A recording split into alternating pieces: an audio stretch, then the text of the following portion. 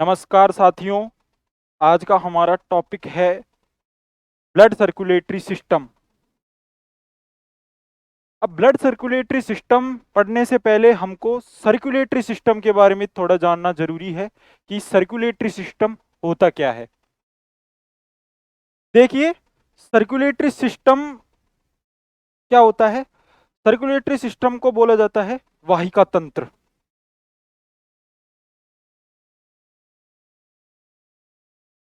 या परिसंचरण तंत्र।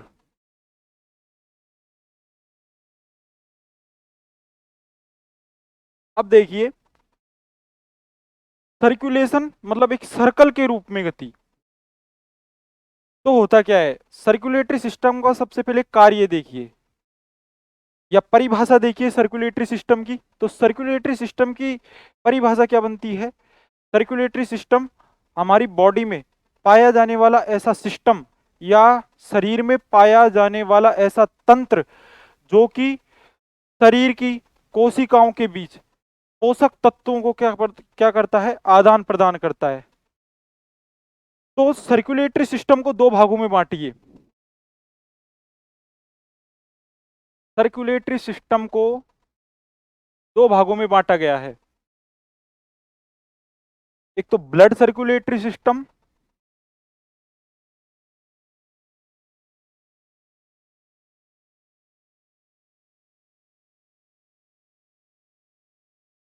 और एक लिम्फेटिक सिस्टम।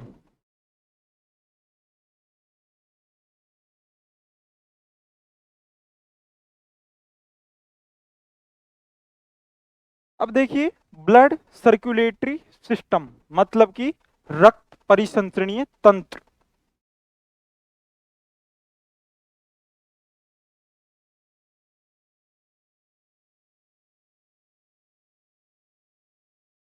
और लिम्फेटिक सिस्टम मतलब लसीका तंत्र।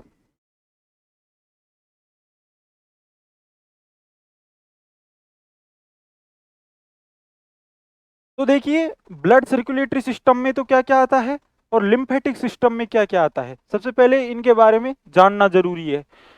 तो रक्त परिसंचरण तंत्र में आती है रक्त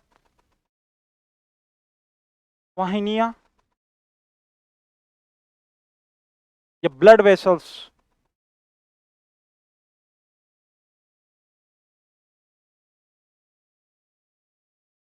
और क्या आता है इसमें, रक्त आता है, ब्लड। और क्या आता है, हृदय, हार्ट।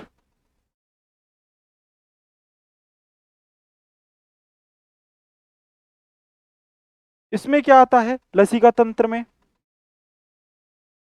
लसिका वाहिनियां,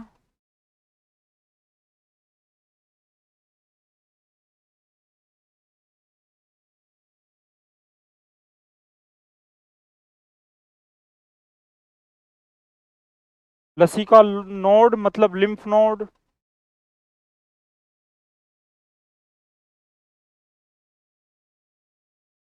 और क्या आता है, लिम्फ। मतलब कि हमने सर्कुलेटरी सिस्टम को दो भागों में बांटा।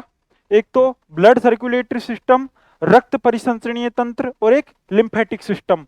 मतलब रक्त परिसंचरण तंत्र में तो रक्त वाहिनियां आएंगी, ब्लड वेसल्स, धमनी, शिरा और केशिकाएं, और रक्त का और हृदय का अध्ययन करेंगे। और लसिका तंत्र में लसिका वाहिनियां, लसिका नोड, लिम्फ नोड और लिम्फ लिम्फ के बारे में पढ़ेंगे। तो आज का अपना टॉपिक है ब्लड सर्कुलेटरी सिस्टम या रक्त परिसंचरणीय तंत्र के बारे में अध्ययन करेंगे। तो अगला देखिए, ब्लड सर्कुलेटरी सिस्टम या रक्त परिसंचरणीय तंत्र।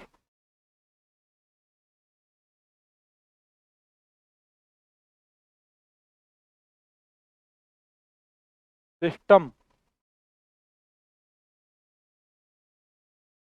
अब देखिए, रक्त परिसंचरणीय तंत्र में सबसे पहला पॉइंट आता है, इसमें कौन कौन से अंग आते हैं, कौन कौन सी चीजें आती है इसमें। तो इसमें क्या क्या आता है, एक तो रक्त के बारे में पढ़ते हैं अपन, एक हृदय के बारे में पढ़ते हैं, और एक रक्त वाहिनियां।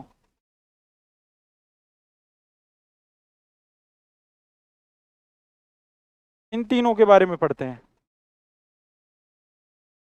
तो देखिए, सबसे पहला इसका क्या आता है, अध्ययन आता है, स्टडी आती है। तो रक्त परिसंचरण तंत्र के अध्ययन को क्या बोलते हैं, एंजियोलॉजी। तो सबसे पहला पॉइंट क्या बनता है, एंजियोलॉजी क्या है, या रक्त परिसंचरण तंत्र के अध्ययन को क्या कहते हैं, एंजियोलॉजी। तो सबसे पहला पॉइंट क्या बना, रक्त परिसंचरण तंत्र का अध्ययन क्या कहलाता है, एंजियोलॉजी।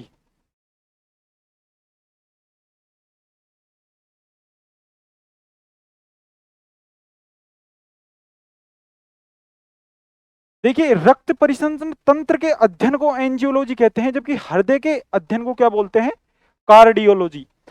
तो अब यहां देखिए, एंजियोलॉजी नाम से पता चल रहा है, एंजियोलॉजी में एंजियो और लॉगस।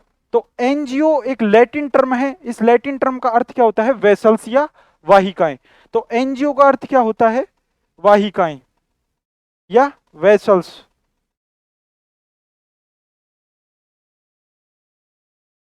और लॉगस का अर्थ क्या होता है, अध्ययन या स्टडी। तो रक्त परिसंचरण तंत्र के अध्ययन को क्या कहते हैं, एंजियोलॉजी। दूसरा पॉइंट आता है इसमें, फादर ऑफ एंजियोलॉजी कौन है। तो father of angiology William Harvey को कहा जाता है। तो फादर ऑफ एंजियोलॉजी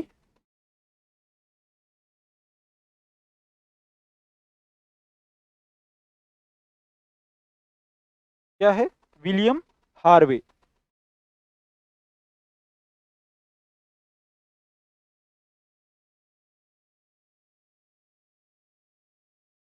और अब देखिए, फादर ऑफ एंजियोलॉजी हमने विलियम हार्वे को बोल दिया, और रक्त परिसंचरण तंत्र के अध्ययन को क्या बोल दिया हमने, एंजियोलॉजी बोल दिया। अब रक्त परिसंचरण तंत्र में हम मुख्यतः किसके बारे में पढ़ेंगे, हार्ट के बारे में।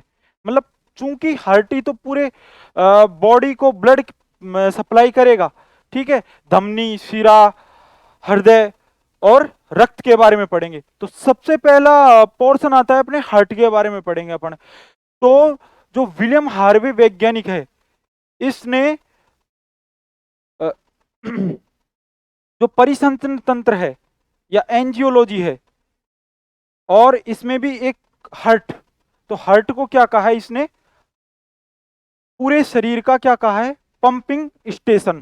क्या कहा है, शरीर का पंपिंग स्टेशन।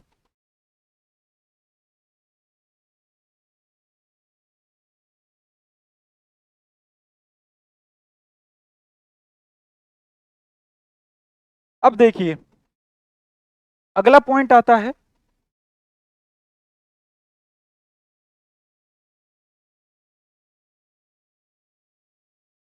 हृदय के अध्ययन को क्या कहा जाता है। देखिए, जो कार्डियक टर्म आती है, कार्डियक, वो आती है हार्ट के लिए।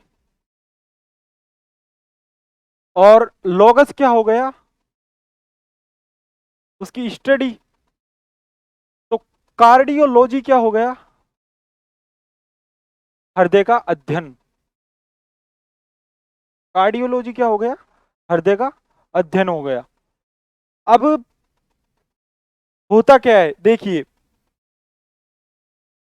कार्डियक टर्म हृदय के लिए आ गई, लोगस वर्ड किसके लिए आ गया, स्टडी के लिए। और कार्डियोलॉजी किसका अध्ययन हो गया, हृदय का अध्ययन हो गया। अब सेकंड पॉइंट में आता है कि एक वैज्ञानिक थे, स्टीफन हेल्स। तो स्टीफन हेल्स ने घोड़े में सर्वप्रथम बीपी को या ब्लड प्रेशर को नापा था। देखिए, दो उपकरण चलते हैं इसमें मुख्यतः, एक तो चलता है स्टेथोस्कोप,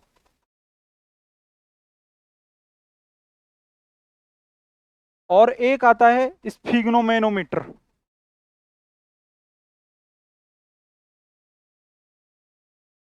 एक आता है स्फिग्नो मैनोमीटर। तो इसके द्वारा तो ऑस्कल्टेशन की प्रक्रिया की जाती है, मतलब कि स्टेथोस्कोप को लगाकर हृदय की आवाजों को सुना जाता है। इस प्रक्रिया को क्या बोलते हैं? ऑस्कल्टेशन। और एक प्रकार का ये क्या किसका तरीका है? एक प्रकार का जांच का तरीका है। और स्टेथोस्कोप का जो वर्तमान रूप है वो क्या है? फोनेंडोस्कोप। और स्टेथोस्कोप की खोज किसने की थी? रेने लेनिक ने की थी।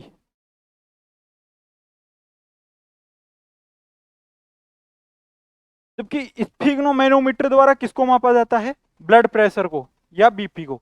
तो स्टीफन हेल्स, ये थोड़ा सा हिस्ट्री है एंजियोलॉजी का। तो स्टीफन हेल्स नामक वैज्ञानिक ने घोड़े में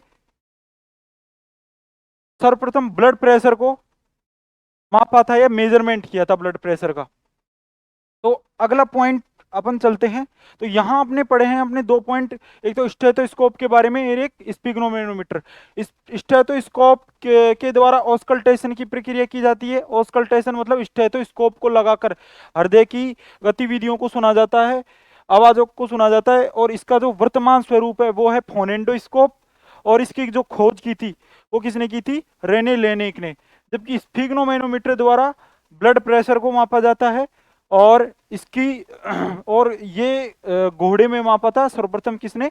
स्टीफन हेल्स ने। अगला पॉइंट देखिए। अब आपको हर्ट पढ़ने से पहले दो बातों का ध्यान रखना जरूरी है। एक तो धमनी क्या, ब्लड वेसल्स के बारे में। एक तो धमनियां क्या होती है और एक शिराएं क्या होती है। मतलब एक तो आर्टरीज क्या होती है और एक वेन क्या होती है।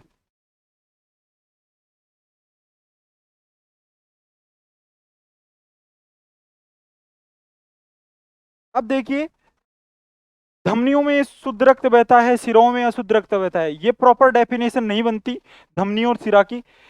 वे रक्त वाहिनियां जो रक्त को, मान लीजिए ये हार्ट है, रक्त को हृदय से अंगों की ओर लाती है, वो तो क्या हो गई?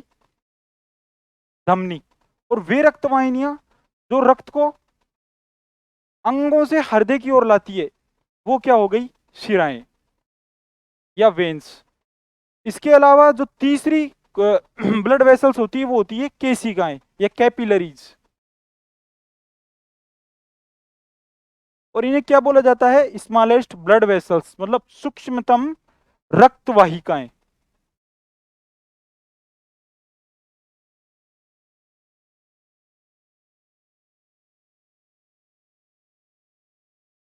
अब हम पढ़ते हैं हृदय के बारे में। हार्ट के बारे में पढ़ेंगे हम।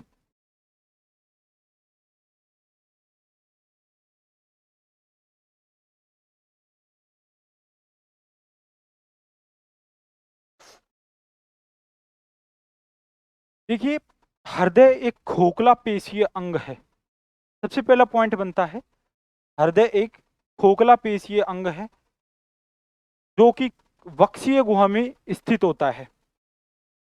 तो सबसे पहला पॉइंट बनता है कि हृदय कैसा अंग है? खोखला पेशीय अंग है।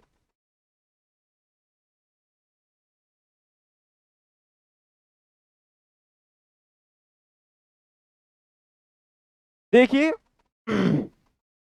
ये मान लीजिए ट्रंक है किसी भी गाय का, बॉडी पार्ट। और ये है बीच में, ये हो गई वक्षीय गुहा, थोरेसिक कैविटी। और ये हो गई उदरीय गुहा, मतलब एब्डोमिनल कैविटी।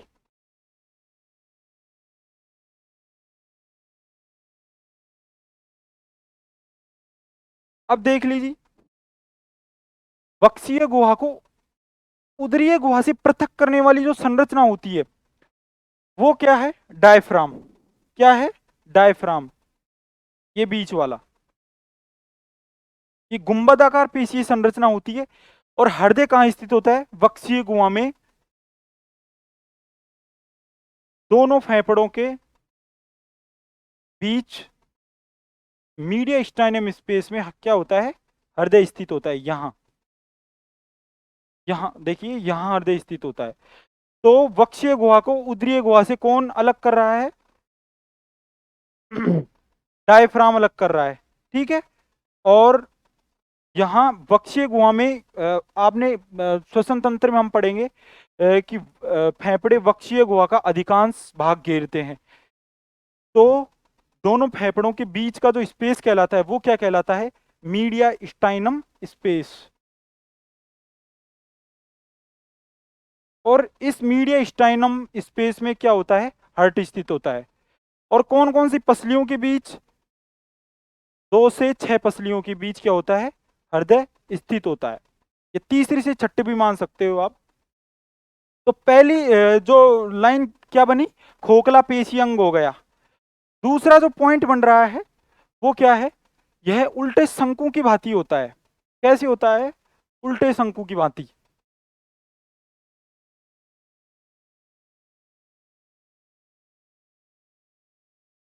भांति स्थित होता है। और कहाँ स्थित होता है? दोनों फेफड़ों के बीच मीडिया स्टाइनम स्पेस में, वक्षीय गुहा में। तो देखिए, वक्षीय गुहा में दोनों फेफड़ों के बीच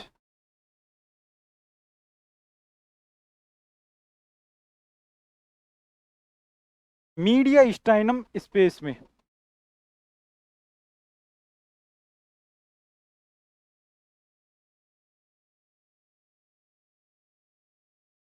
जैसे दोनों फेफड़े, तो बीच में, अब जैसे गाय की पोजीशन ऐसी होती है, तो दोनों फेफड़े उसके बीच मीडिया स्टाइनम स्पेस वहां स्थित होता है हृदय। दूसरी से छठी पसली के बीच, या रिप्स।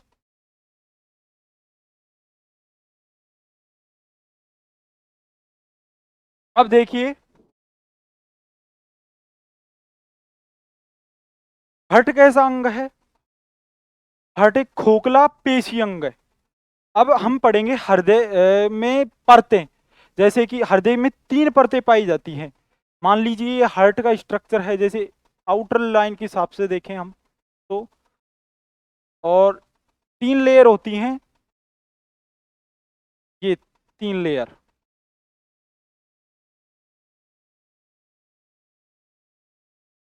ये पेरिकार्डियम, ये मायोकार्डियम, और ये एंडोकार्डियम।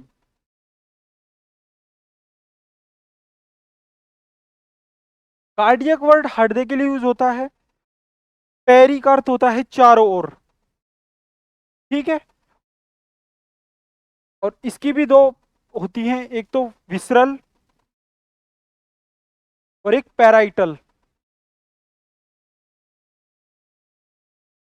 इसको, और इसको क्या बोलते हैं? एपिकार्डियम भी बोलते हैं। तो ये वाली जो लेयर हो गई, ये हो गई बाहर वाली लेयर।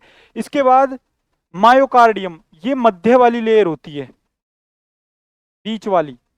और इसमें क्या होती है? मांसपेशियों की अधिकता होती है, और ये मोटी लेयर होती है। तो देखिए, ये वाला जो पोर्शन है बीच का, ये मोटा है। और इसको, इसका क्या नाम है? मायोकार्डियम। और मायो वर्ड किसके लिए यूज होता है? मांसपेशियों के लिए। जैसे मायोसाइटिस किसकी सूजन है? मांसपेशियों की। तो मायोकार्डियम मतलब मसल्स की इस लेयर में क्या है? अधिकता है। तो बीच का लेयर क्या हो गया? मायोकार्डियम, या मांसपेशीय स्तर भी बोल सकते हो आप इसको। और सबसे मजबूत वाला ले, ये सबसे मजबूती स्तर होता है, मजबूती वाला स्तर। और सबसे वाला अंदर वाला वो क्या है? एंडो। एंडो का अर्थ क्या होता है? अंदर। तो एंडोकार्डियम। तो हृदय में कितनी लेयर होती हैं? 3 लेयर, एरिकार्डियम, मायोकार्डियम और एंडोकार्डियम। ये हो गई हृदय की आउटर संरचना। अगला पॉइंट देखिए, हम पढ़ेंगे अब हृदय का जो सिद्धांत है वो कैसे कार्य करता है। पंपिंग एंड सकलिंग के सिद्धांत पर हृदय क्या करता है, कार्य करता है। देखिए, पंपिंग और सकलिंग के सिद्धांत पर कैसे कार्य करेगा।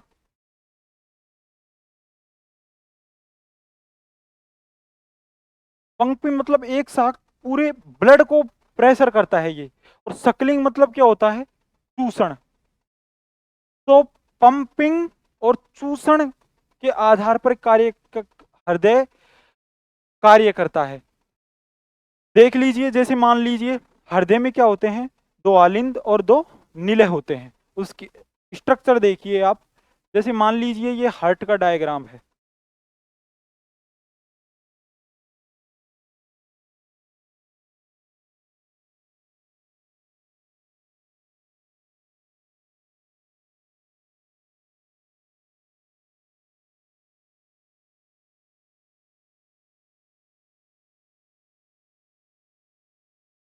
रफली डायग्राम देखिए, और ऊपर वाले भाग को क्या बोलते हैं, आलिंद, और नीचे वाले भाग को क्या बोलते हैं, निलय।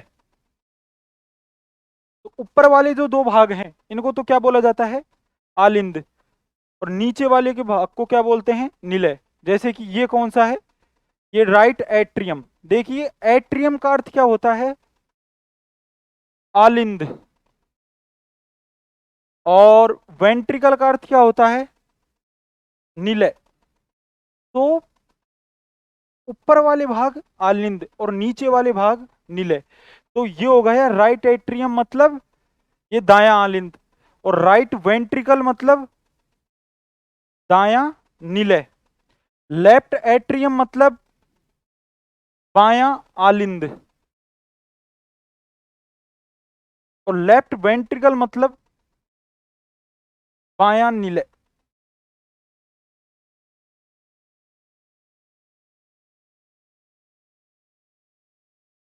एक तरीके से रफली डायग्राम देखिए। अब ऊपर वाले भाग आलिंद और नीचे वाले भाग निलय। ये हो गया राइट एट्रियम, मतलब दायां आलिंद, चूंकि एट्रियम वर्ड का अर्थ क्या होता है, आलिंद। और ये हो गया दायां निलय, ये हो गया बायां आलिंद, और ये हो गया बायां निलय। अब देखिए, हम अब जैसे एक स्पेशल पॉइंट है, जैसे कुत्ते का हृदय कैसा होता है, अंडाकार, अंडे जैसी शेप में होता है। तो एक पॉइंट, कुत्ते का हृदय अंडाकार या ओवल शेप होता है।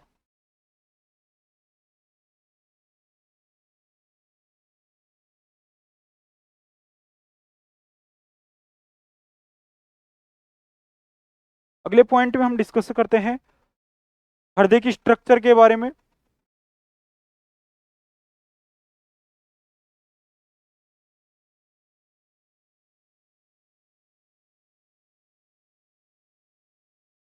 जैसे हृदय में तंत्री की आवेगों का गमन कैसे होता है, ऐसे नोड के बारे में, एवी नोड के बारे में, ठीक है, पेपिलरी पेशी क्या होती है, परकिंजे तंतु क्या होते हैं, हिजके बंडल क्या होते हैं। तो देखिए, मान लीजिए ये हार्ट है,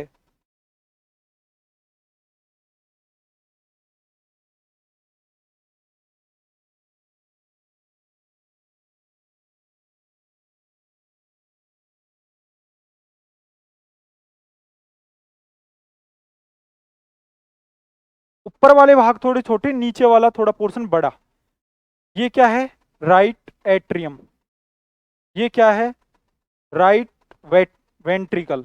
ये क्या है, लेफ्ट एट्रियम, और ये क्या है, लेफ्ट वेंट्रिकल। अब देखिए, यहां एक पेशीय गुंडी होती है, उसको बोला जाता है ऐसे नोड। दाएं आलिंद में एक पेशीय गुंडी होती है, उसको क्या कहा जाता है, ऐसे नोड।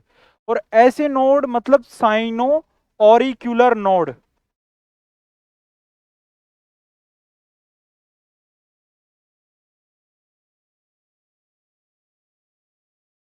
अब ये क्या करता है, इसमें सबसे पहले तंत्रिका आवेगों का गमन होता है, और ऐसे नोड को क्या कहते हैं, हृदय का हृदय भी कहते हैं। मतलब हृदय के जो स्पंदन होते हैं या बीट्स की जो शुरुआत होती है हार्ट में, तो कहाँ से होती है, वो ऐसे नोड से होती है। तो ऐसे नोड को हृदय का पेसमेकर या गति निर्धारक, तो हृदय का पेसमेकर या क्या बोला जाता है इसको, गति निर्धारक। क्योंकि ये क्या कर रहा है, मूवमेंट को आगे की तरफ और ला रहा है, जो नर्व इंपल्स हैं उनको क्या कर रहा है, आगे धकेल रहा है। ठीक है, क्योंकि हृदय में हृदय का जो कंट्रोलेशन है वो खुद कहाँ होता है, हार्ट में स्थित होता है। जैसे कि अपने पढ़ते हैं उल्टी का केंद्र कहाँ स्थित होता है, मस्तिष्क में। जैसे कीमो रिसेप्टर ट्रिगर जोन में बोलने से जो कंट्रोल होता है वो कहाँ स्थित होता है, ब्रोंकाज एरिया में होता है। तो जो एरिया होते हैं वो तो कहाँ होते हैं, मस्तिष्क में ज्यादातर। लेकिन हार्ट का अपना जो खुद है कहाँ होता है, हार्ट में ही होता है। तो ऐसे नोड से कहाँ जाएगा, तंत्रिके संवेग, एवी नोड। ऑरिकीरो वेंट्रिकुलर नोड, ये क्या है, एवी नोड।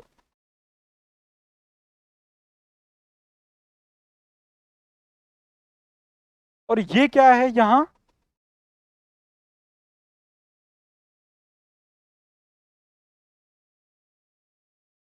ये है हिज के बंडल,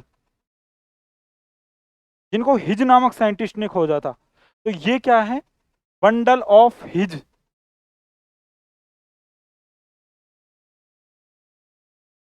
और यहां क्या है, पैपिलरी पेशियां।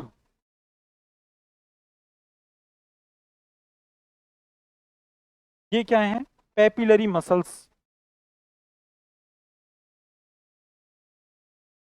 और पैपिलरी पेशियों के बाद में क्या है, यहाँ कुछ तंतु जुड़े हुए होते हैं, उनको क्या बोलते हैं, परकिंजे तंतु।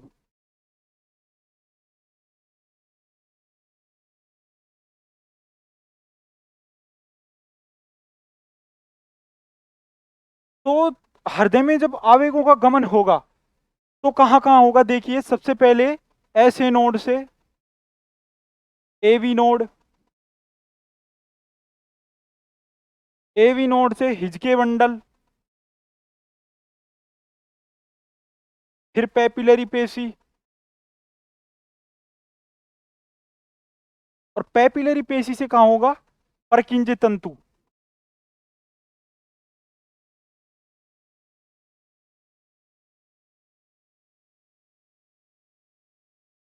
ये रहा ऐसे नोड, ऐसे नोड को बोला जाता है हृदय का हृदय, हृदय का पेसमेकर या हृदय का गति निर्धारक। जबकि एवी नोड को बोलते हैं हृदय का पेस सेटर। तो एवी नोड को हृदय का पेस सेटर। एवी नोड से कहा जाएंगे, हिज के बंडल, बंडल ऑफ हिज, क्योंकि हिज नामक साइंटिस्ट ने इनके बारे में बताया, तो नाम के आधार पर पड़ गया इनका नाम। हिज के बंडल से फिर पैपिलरी पेशी, और पैपिलरी पेशियों से कुछ तंतु जुड़े होते हैं, इनको क्या बोलते हैं, परकिंजे फाइबर या परकिंजे तंतु। तो परकिंजे तंतु। तो हृदय में आवेगों का गमन कहाँ कहाँ से होएगा, सबसे पहले ऐसे नोड से एवी नोड, एवी नोड से हिजके बंडल, हिजके बंडल से पैपिलरी पेशी, और पैपिलरी पेशी से कहाँ, परकिंजे फाइबर में। अब देखिए कुछ बीमारियां होती हैं जिसमें क्या होता है, हृदय का आकार होता है हार्ट का, वो बढ़ता चला जाता है। तो हृदय में आकार, हृदय की जो आकार है, हृदय का साइज है, उसमें वृद्धि को क्या बोलते हैं, कार्डियोमिगेली। तो अगला पॉइंट आता है हृदय के आकार में वृद्धि को,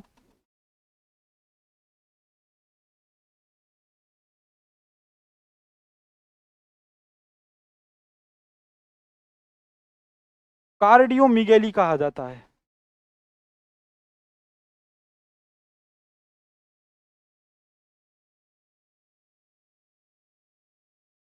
देखिए जो मिगेली जो टर्म आती है, वो मिगेली आती है हमेशा ग्रोथ के लिए। जैसे अपन पढ़ते हैं, आपने पढ़ा होगा ब्रेंक्यूसिफेली। ठीक है, तो मिगेली जो टर्म आती है वो हमेशा बढ़ने के लिए आती है। तो हृदय में आकार में वृद्धि को क्या बोलते हैं, कार्डियो मिगेली बोलते हैं। तो हार्ट के स्ट्रक्चर में हमने पढ़ा कि आलिंद क्या होते हैं, नीले क्या होते हैं, ठीक है। उसके अलावा ये देखिए, ये वाला जो पोर्शन है हृदय का, वो क्या कहलाता है, शीर्ष भाग। और इसमें क्या होता है, बीपी सर्वाधिक होता है। बीपी सर्वाधिक इसलिए होता है इस वाले पोर्शन में, लेफ्ट वेंट्रिकल में बीपी सर्वाधिक इसलिए होता है क्योंकि इसको पूरे को, इस लेफ्ट वेंट्रिकल द्वारा जो पूरी बॉडी है उसको क्या करना पड़ता है, ब्लड सप्लाई करना पड़ता है। तो एक साथ इसमें तीव्र संकुचन होता है। तो सबसे ज्यादा जो ब्लड प्रेशर रहेगा वो किस में रहेगा, लेफ्ट वेंट्रिकल में। जबकि सबसे कम जो ब्लड प्रेशर रहेगा वो कहां रहेगा, राइट एट्रियम में रहेगा। तो हृदय की संरचना में हृदय कहाँ स्थित होता है, ऐसे नोड क्या है, एवी नोड क्या है, एंजियोलॉजी का सामान्य परिचय। धन्यवाद। अगली क्लास में हम पढ़ेंगे हृदय की कार्यकी के बारे में, फिजियोलॉजी ऑफ हार्ट।